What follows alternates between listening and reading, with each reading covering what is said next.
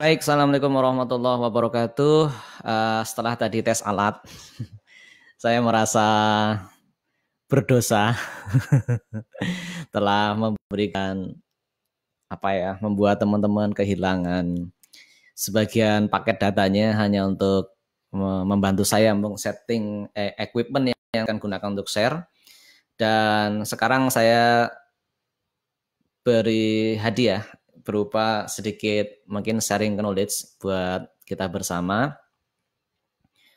supaya bentar, saya mau ini ruangannya cukup panas bentar.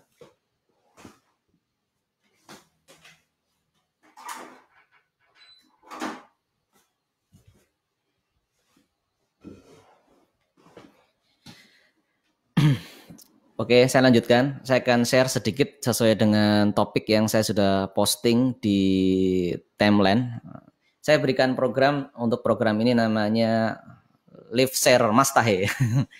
Ya, Mas Tahe itu apa ya? Itu sebenarnya domain yang pernah saya beli di tahun-tahun mungkin sekitar 2012-an kali ya. Jadi saya beli domain namanya Mas Tahe. Saya dulu membuat rencana dengan domain mastahe.com itu membuat sebuah sekolah digital marketing online sehingga ada orang-orang dari seluruh Indonesia yang ingin belajar sama saya. Cie. Narsis banget ya. Maksudnya dulu ada teman-teman lah yang Jerah, kamu kan sekarang sudah belajar online ya. Saya ajari dong. Nah, yang ngomong kayak gitu banyak gitu. Sampai pernah saya tahun 2017 bareng Pak Bilal, ya, Pak Bilal. Saya membuat workshop ya, Pak Bilal dan teman yang lain. Saya membuat workshop tentang digital marketing ya. Yang awalnya itu sebenarnya hanya dari iseng, di mana dulu Pak Bilal yang beliau baru resign dari tambang datang ke rumah saya, Mas Andra saya ajari online gitu, ajari jualan online gitu. Saya jawab iseng sama beliau, sama Pak Bilal itu, ya wis, aku gelem ngajari, saya mau mengajari tapi kumpulkan teman-teman gitu. Nah, qadarullah itu ketika beliau mengatakan kumpul teman-teman, kumpullah 20 orang. Jadi kumpul ada 20 orang yang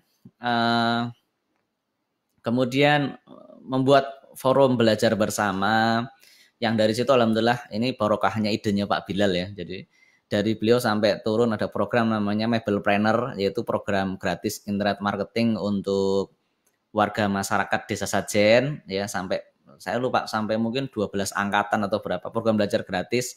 Yang itu saya juga terinspirasi dari Mas Sumbodo Malik dari Magelang, dari Kampung Blogger.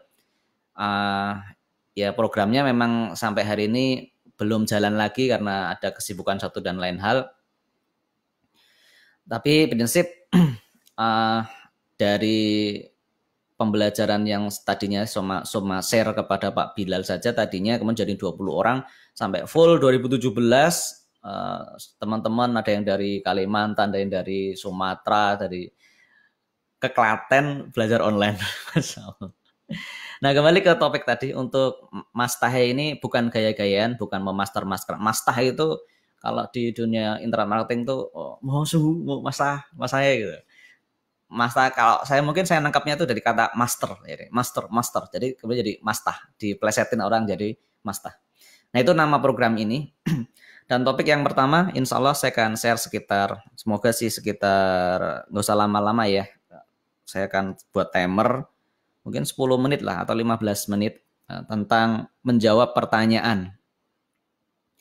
Menjawab pertanyaan teman-teman yang curhat ya, teman-teman yang kemudian bertanya, wah ini berarti kalau corona kayak gini ini lebih baik saya bisnis online ya.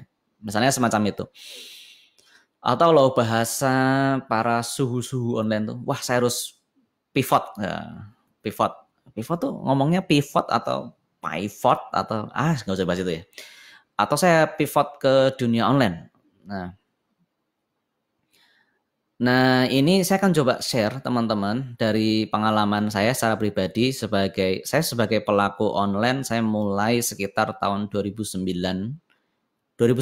ya. Saya mau mulai dari tahun 2009 memulai karir sebagai seorang admin saja sebenarnya, admin dari sebuah website yang hari ini websitenya sudah tidak ada, tapi produknya alhamdulillah sampai hari ini masih berjalan dan insya Allah masih memberi manfaat banyak untuk kaum muslimin.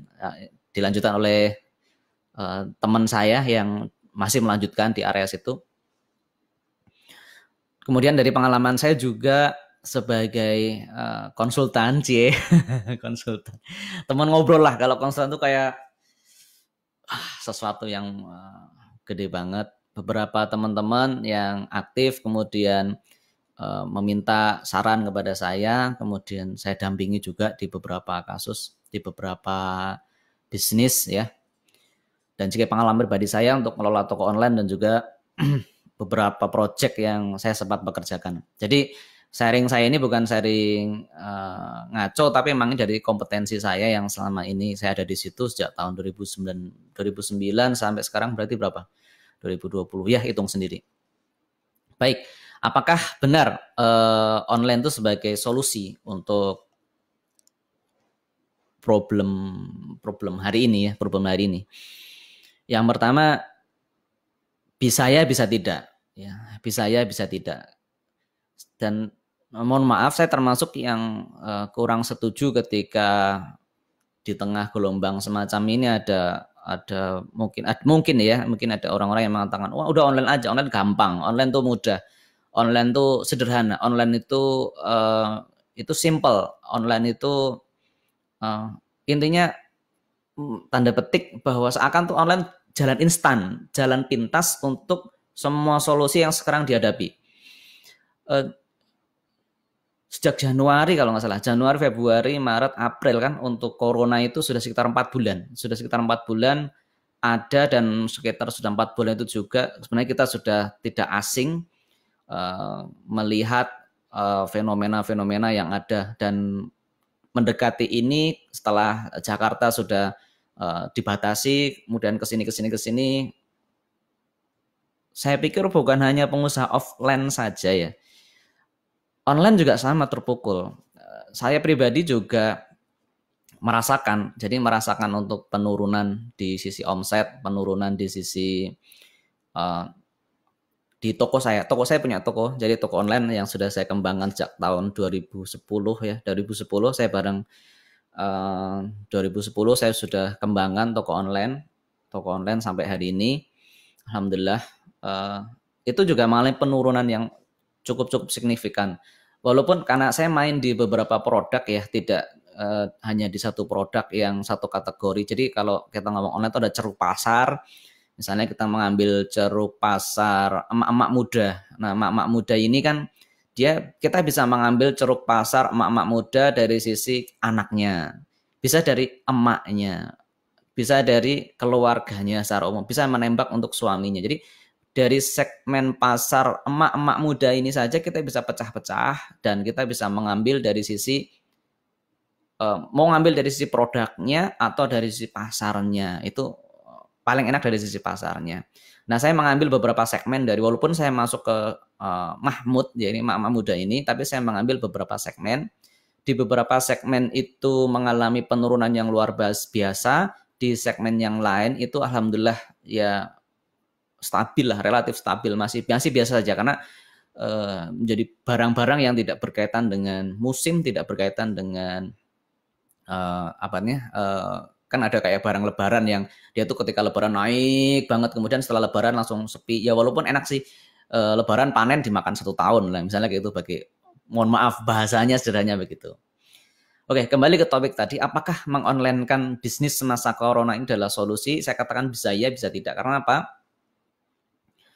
Online itu ya ini bukan nakut-nakuti ya, bukan kemudian jadi melemahkan semangat Bapak Ibu yang sudah punya harapan untuk arah online, tapi kita lebih baik ngomong apa adanya. Jadi ngomong apa adanya dan sebagai sahabat, sebagai konsultan, kita menyampaikan apa adanya bahwa detail dari mengonline usaha itu itu juga bukan hal yang sederhana. Nah, jadi mengonlinekan usaha bukan hal yang sederhana. Saya punya pengalaman dengan teman saya, sahabat saya,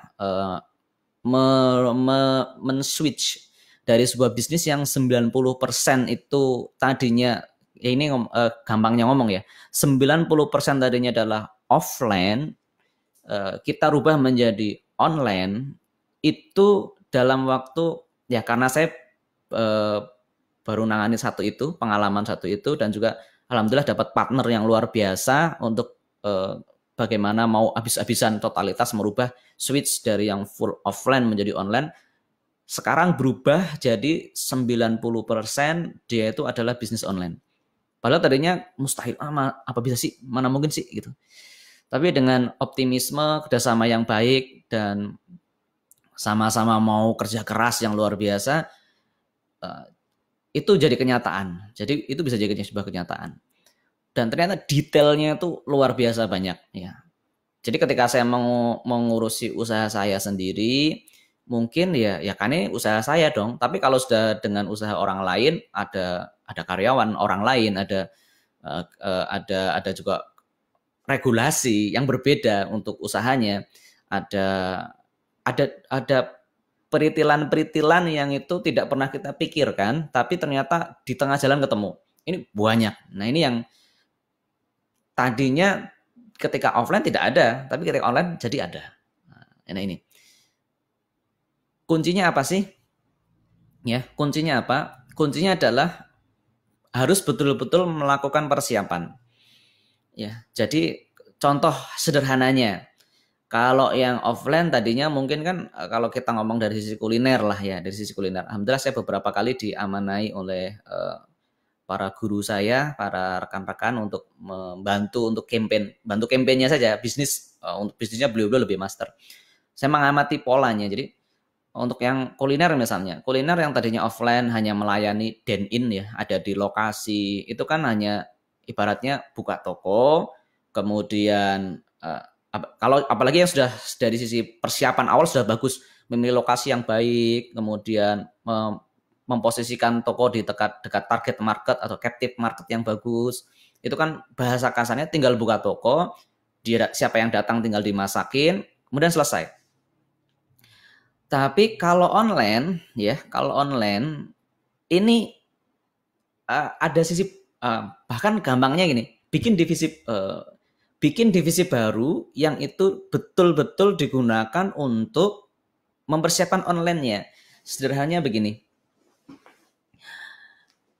kalau kita online, offline, kita tidak berpikir konten. Nah, konten itu apa? Konten itu kayak video, kemudian banner-banner online, gambar semacam itu ya. Terus foto, recording, kemudian membuat konten dalam arti tulisan, video, gambar dan sebagainya.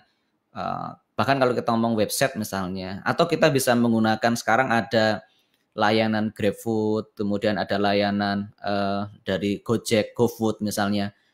Kan tidak sekedar menginstal saja, tapi butuh upaya-upaya ya supaya orang tahu bahwa toko kita sekarang sudah jadi merchant resminya GrabFood, merchantnya GoFood misalnya. Kita butuh menyiarkan itu ke khalayak yang menjadi target market online kita. Nah, ada beberapa klien yang saya temui, misalnya ada bisnis nih, dia berpikir bahwa ketika sudah membuat website itu permasalahan sudah selesai. Ya. Permasalahan sudah selesai. Tapi ternyata apa? Ya enggak juga sih. Sebentar saya tanya dulu ya, kualitas suaranya bagaimana?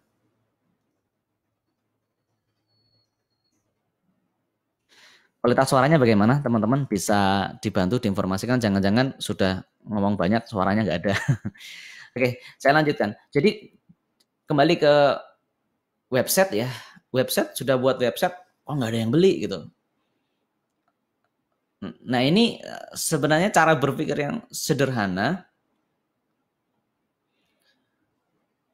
Dipikirnya dengan membuat website, maka pengunjung akan beli.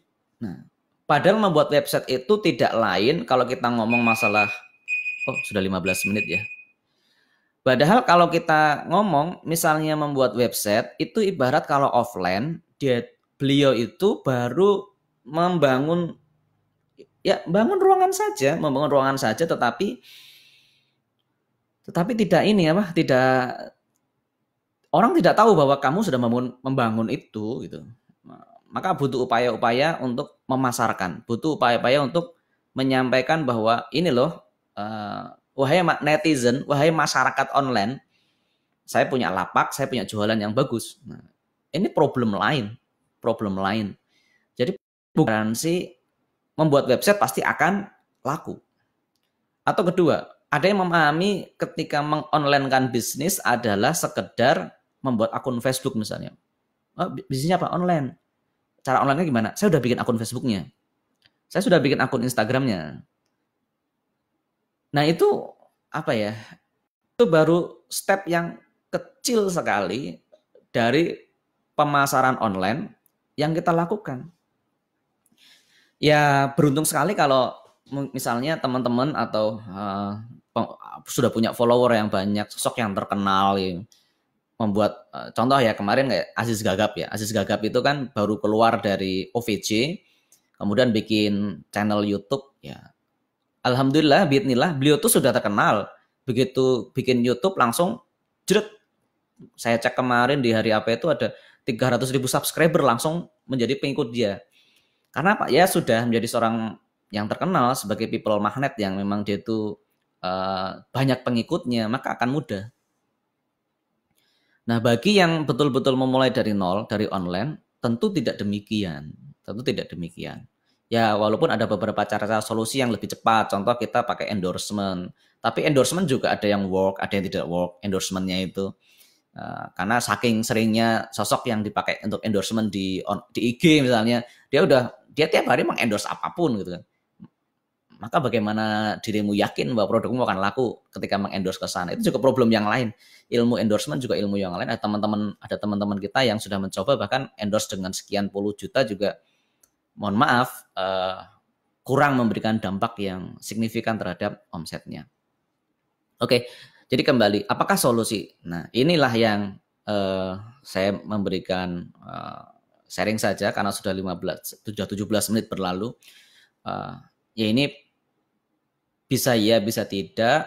Bisa ya ketika memang alhamdulillah misalnya dari yang biasanya offline di online kan ya.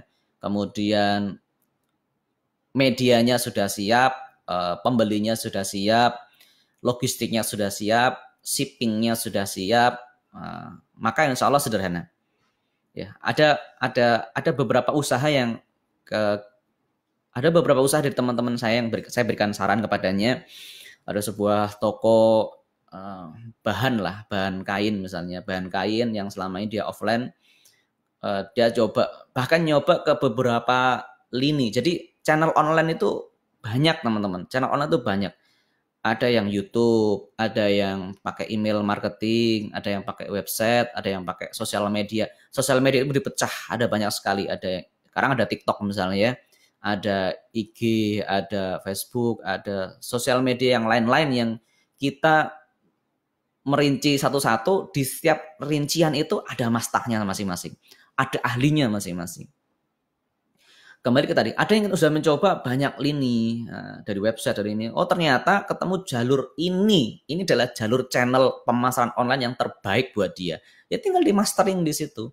Nah sayangnya untuk bisa menemukan itu kadang butuh effort, butuh kalau kadang ada, kalau begitu saya tak belajar online. Seorang business owner belajar online betul penting sebagai untuk wawasan bahwa ini loh benang merahnya begini. Karena ada beberapa teman yang dulu mempercayakan timnya belajar ke saya. Begitu balik ke bisnisnya, ke kantornya tuh kayak mohon maaf gitu, tidak diberi ruang yang cukup, tidak diberi kewenangan yang cukup, sehingga ya dia belajar ya tidak bisa aplikasi, tidak bisa mengaplikasikan ilmu apa yang sudah dia pelajari atau masukan-masukan yang memang dia sudah terima dari pembelajaran yang mungkin saya bagikan pengalamannya atau saya sharekan tentang keilmuan-keilmuannya. Karena Pak, business owner-nya tidak ngerti benang merahnya. Business owner tidak ngerti keluasannya. Jadi kalau business owner harus tahu mencakup tentang karena saya basicnya juga dulu offline ya. Jadi bisnis offline. Saya dulu pernah bisnis offline ada kedai kayak semacam jadi kayak printing ke gelas, ke mug dan sebagainya. Saya juga bikin klinik bekam offline dan beberapa usaha-usaha offline yang lain. Jadi tapi saya udah switch ke online. Jadi saya agak bisa meraba keresahan-keresahan yang terjadi itu apa. Nah, bagaimana business owner belajar gambaran besarnya?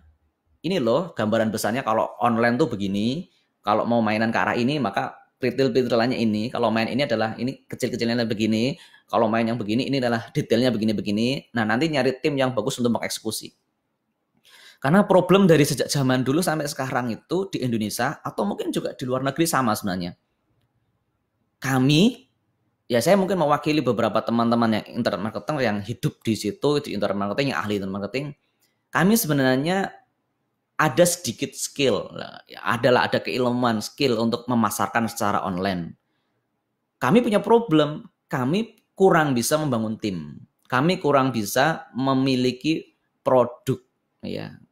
Kayak saya mengamati beberapa teman, tidak semua teman-teman internet marketer, ya kalau kita ngomong kepribadian ya, itu introvert. Jadi ke pemain sendiri lah, pemain sendiri. Jadi merubah dari pemain sendiri ke arah tim itu juga perjuangan yang luar biasa.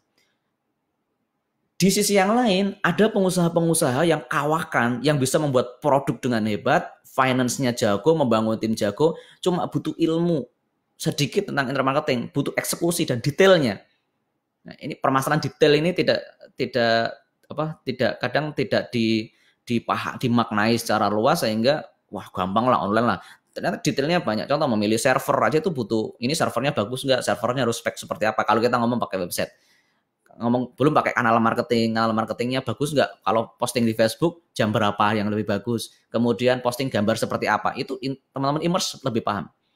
Ada gap di antara dua orang potensi yang di bangsa Indonesia yang kurang ini adalah bagaimana seorang yang ahli produk, ahli di membangun tim, ahli di HRD-nya, ahli di segala sisi bisnisnya secara umum, tinggal kurang online marketingnya saja. Nah, bagaimana bisa berkolaborasi ini? Ini problem yang banyak dihadapi. Teman-teman yang ahli online sampai kekurangan pekerjaan, kekurangan produk, apalagi yang dia jual dia bingung ya. Kecuali yang teman-teman internet marketing yang sudah advance ya, yang sudah membangun tim, sudah punya tim riset, sudah kita ngomong kebanyakan beberapa diantaranya lah gitu. Jadi yang belum menemukan partner yang tepat di antara bisnis-bisnis yang ada, produk-produk yang tepat, sebenarnya mereka menunggu. Ya, menunggu apa? Karena mencari produk itu juga bukan hal yang sederhana. Sedangkan teman-teman pebisnis sudah memiliki produk, sudah memiliki tim yang luar biasa dari sisi operasionalnya dan sebagainya. Ini nggak ketemu ini dua kutub ini nggak pernah, susah ketemu. Nah kalau yang ketemu biasanya kolaborasinya luar biasa. Jadi yang teman-teman e-commerce sudah tidak perlu memikirkan produk, tidak perlu memikirkan karyawan, tidak perlu memikirkan membangun tim, membangun role perusahaan, SOP. Teman-teman berbisnis mendapat faedah dari teman-teman ahli e-commerce ini, kalau bisa berkolaborasi ya, dia tidak perlu mengurusi yang detail-detail sampai memasang pixel di websitenya itu seperti apa, ke-trigger berapa detik, kemudian loading ke custom audience seperti apa gitu. Wah, teman-teman pengusaha nggak usah sampai ke arah sana, udah serahkan ke teman-teman e-commerce yang berpengalaman, eksekusi di situ. Atau diminta mendampingi timnya supaya timnya itu bisa punya tim yang bagus dengan panduan yang sangat lengkap. Karena kalau hanya sekedar beli mungkin video tutorial online ya, daya serap itu berbeda-beda. Ada yang latar belakang kita itu memang orang yang teknikal, maka melihat sedikit tentang penjelasan di online, oh paham, oh ini atau arahnya gitu. Tapi ada yang ditonton bolak-balik, di-download, di-upload, ini apa sih gitu loh. Bedanya ini apa sih gitu. Jadi nggak pernah selesai gitu, nggak pernah selesai. Ya, jadi itulah teman-teman semua, apakah jadi solusi atau tidak jadi solusi tentu perlu dikupas bagian per bagiannya. Kita tidak bisa mengenerik, oh ini solusi, ini tidak solusi. Bisa jadi nggak usah ke online, dipertajam dari sisi offline yang memang berpotensi. Karena bisa jadi online malah buang-buang duit ya, buat bisnis Anda, buat bisnis teman-teman ya. Tapi bisa jadi online justru ini waktunya mengambil online, mengambil kesempatan sejauh-jauhnya. Nah, tinggal tekniknya apa yang bisa dikejar. Oke, itu saja yang bisa saya sampaikan. Tadi targetnya sharing 15 menit ya, teman-teman. Sorry, molor sampai 25 menit. Tapi semoga sharing pertama ini di live share Mas Tahi ini ada manfaat yang dipetik. Kalau ada yang pertanyaan silakan di komentar nanti atau inbox ke saya. Nanti kita bisa bahas di kesempatan yang akan datang. Dan misalnya ada masukan kualitas video, kualitas suara, sampaikan saja insya Allah. Atau lebih enak pakai inbox ya. Jadi sehingga kita bisa lebih enak. Kadang ngasih nasihat mau panjang lebar di kolom publik, kadang ya nggak nyaman ya, walaupun isi masukannya bagus. Itu yang saya bisa sampaikan. Kurang lebihnya saya mohon maaf. Terima kasih buat teman-teman yang menyimak. Silakan di-share video ini untuk teman-teman yang mungkin galau ya. Saya juga galau guys. Terus terang ya, karena di toko juga untuk sisi omset dan sebagainya juga, dan nggak saya saja, ternyata saya juga kemarin ketemu teman-teman yang offline juga merasakan yang sama. Tapi kita optimis guys, di setiap perubahan-perubahan begini, dan kita pernah mengalaminya, bangsa Indonesia pernah mengalaminya, krisis 98 juga pernah kita alami. Dan walaupun ini kita masih antara entah kapan selesainya, tapi kita tetap fokus, kita saling berbagi, saling berkolaborasi. Saya mungkin ada ilmu di area sini, saya akan bagikan. Teman-teman punya ilmu di area lain juga, saling ya kita bergotong royong, ini tanggung jawab kita bersama. Terima kasih, saya tutup dulu sesi kali ini. Wabillahi taufik wal hidayah. Assalamualaikum warahmatullahi wabarakatuh. Live share Mas Tahi. Jos.